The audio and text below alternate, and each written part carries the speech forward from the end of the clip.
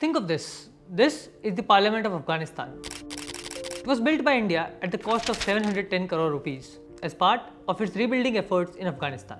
And in 2015, Prime Minister Modi inaugurated this parliament. And this is Salma Dam, officially called the Afghan-India Friendship Dam. This dam was funded by India, and that is why Afghan cabinet renamed it to Afghan-India Friendship Dam. This dam was also inaugurated by Prime Minister Modi in 2016. And this 218km long Dalaram-Zaranj highway, or the Route 606, is one of the most busiest and important highways in Afghanistan. It was also built by BRO, or the Border Roads Organization of India. Just like this road reduced the distance of 12 to 14-hour journey to just 2 hours, it also reduced the distance between the people of Afghanistan and India. Now, you'd ask me how? Simply by giving this landlocked nation an alternative access to Arabian Sea, bypassing the unreliable Pakistani routes. In 2019, when former President Donald Trump claimed that countries like India did not do enough for Afghanistan, a Polish journalist listed 36 things that India did for Afghanistan: parliament, dams, hospitals, schools, stadiums, highways, military vehicles, scholarships, electricity lines, and he went on. In the end, he asked, "Shall I go on, President Trump?" And trust me, he could have. And not just on how India has been a good friend to Afghanistan, but to the entire world. A true Vishwamitra. And that is what today's video is about. Translated literally, it means a friend to the world. And that is precisely what India's rise as a great power means for the world. In tune with its civilizational conscience, India's goal has never been to become a hegemon.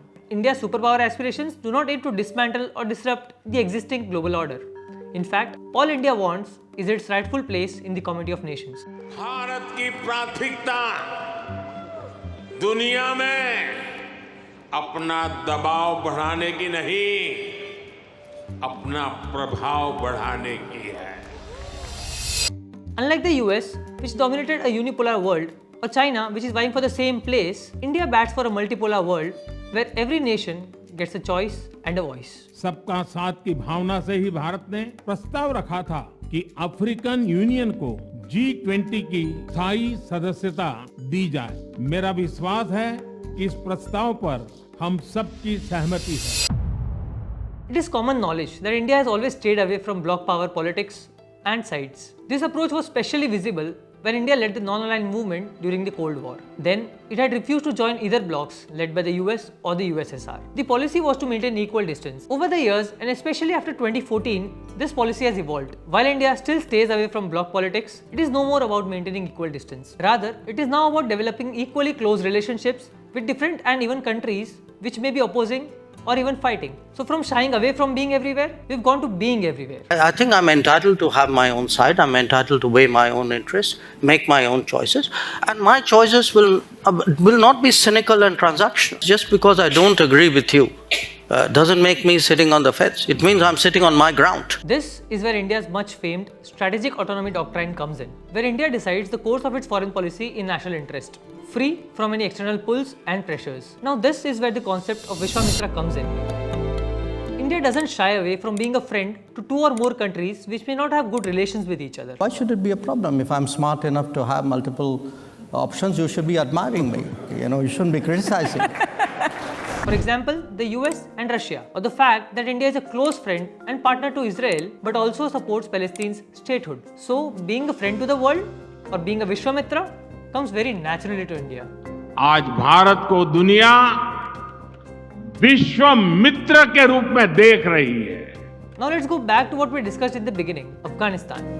Even after the Taliban regime took over the country, the new regime did not take any antagonistic steps towards India. Rather, it requested India to continue its development projects in the country. This is the goodwill that India has earned, not just with the people of Afghanistan, but with people of several other countries. Take for instance Sri Lanka, which was reeling from a grave economic crisis in the past few years. Despite Sri Lanka playing China against India, India stood by the island nation in its tough times. While it was the Chinese debt trap that had caused Sri Lanka's economic woes, India stepped in to help at the right time. During this acute financial and economic crisis, India extended emergency assistance of $4 billion to help Sri Lanka sustain itself. India was also Sri Lanka's first and foremost supporter at IMF for a bailout package. In fact, Sri Lanka's High Commissioner to India said IMF only became possible because of India. Where India has not only helped us with funding, but also your senior ministers have spoken with the IMF. Now, Sri Lanka is just one recent example. India has consistently been the voice of smaller and developing nations at platforms like WTO scenario where the odds are mostly stacked in the favor of rich and powerful nations. India, as a friend, has also helped nations like Bhutan, Bangladesh, Nepal, Mauritius, and several others in Africa and across the world with concessional loans, cheap lines of credit, duty-free and preferential access to markets, and financial aids. India is taking us on board. India is investing in humanity. When India is successful, they give you the tools also to be successful. Going a step ahead, India is heavily invested in capacity building and infrastructural development of these nations. In contrast to the exploitation that has taken place in Africa under the garb of developmental projects, India has taken a more humanitarian approach. When Indian companies like ONGC go to African nations, they employ locals, train them, and develop the local ecosystem rather than just leeching out natural resources. Nor does India coerce these countries into debt traps like other powerful nations. This is what distinguishes India's Vishwamitra approach from the colonial and neo-colonial approach that several other powerful nations have adopted in Africa and elsewhere. Developing critical infra like roads, railways, and airports has helped these and other countries like Nepal, Bangladesh in boosting their economies. Over and above economic considerations, India's foreign policy has largely been molded by humanitarian considerations. India has emerged as a first responder whenever there is a natural calamity. आज दुनिया में कहीं भी संकट आए, Bharat first responder के रूप में सामने आता है. The most recent examples include devastating earthquakes in Turkey, Afghanistan, and Nepal. This is even when Turkey has not been particularly considerate about India's foreign policy interests. India's response comes in the form of tons of food grains and medical assistance and multiple disaster relief teams. Not just during natural calamities, but even during wars and other conflicts. The most recent examples include Ukraine and Yemen, when countries like US too asked their citizens to contact Indian missions for assistance. And as a true friend to the world, India helped them all, without any discrimination, including Pakistanis. During the COVID pandemic, when the developed nations were hoarding vaccines, India supplied vaccines to more than 100 countries under its Vaccine Maitri program. These included scores of poor and least developed countries. Take when I heard the expression of vaccine diplomacy, I wouldn't call it that. I think it was just extending the hand of humanity. I think there are other countries involved in vaccine diplomacy, not India. Bhutan, Maldives, Nepal, Bangladesh, Myanmar, and Seychelles were the first countries to receive these vaccines. In all, India supplied more than 16 crore vaccines in all. Out of these, more than 1.4 crore were gifted for free. With its leadership in initiatives like Infrastructure for Resilient Island States, IRIS, India is helping smaller and vulnerable countries in mitigating and tackling climate change. At climate change and environment-related forums like UNFCCC and COP, India has consistently protected the interest of the developing and smaller nations by becoming their voice. And India's voice has ensured that the developed countries fulfill their historical responsibility to help these developing countries in adaptation as well as mitigation rather than just pass the buck. Talking of global organizations, India's efforts in admission of the African Union into G20 reflects its true nature of a Vishwamitra. Even when demanding structural reforms in the United Nations, particularly the Security Council, India does not seek it just to favor itself, but also for the underrepresented countries. What India has always stressed on is the fact that its rise is a peaceful one.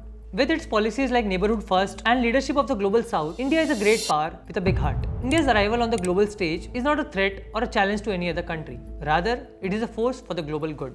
India's appetite for genuine friendship is reflected in the philosophy of Vasudhaiva Kutumbakam, or the world is one family. And as a peacemaker in the family, India can play a key role in bridging the gap between Global North and Global South, the West and the East. It is a part of BRICS as well as Quad. In his third term, Prime Minister Modi chose Russia for his first official state visit. Our Indian Prime Minister Narendra Modi has arrived in Moscow for the first bilateral visit of his third term. And the next, he went to Ukraine. It's been a hectic day of diplomacy. Prime Minister Modi's visit to Ukraine was brief, just 7 hours long. Despite that, there were some significant outcomes. There are wide expectations as well as speculations that India can bring the warring parties to the table, given its good relation with both the factions. Where India can ask Europe to come out of the mindset that its wars are everyone's wars, as a genuine friend, it can also tell Russia, now is not the time for war. Excellency मैं जानता हूं कि आज का युग युद्ध का है नहीं, और हमने फोन पर भी कई बार आपसे इस विषय में बात की है. Isn't that what a genuine friend does? Stand by you, speaks the truth to you. India is that genuine friend, a global friend, a Vishwamitra. That's all for this video, folks. This is Anmol. See you in the next one.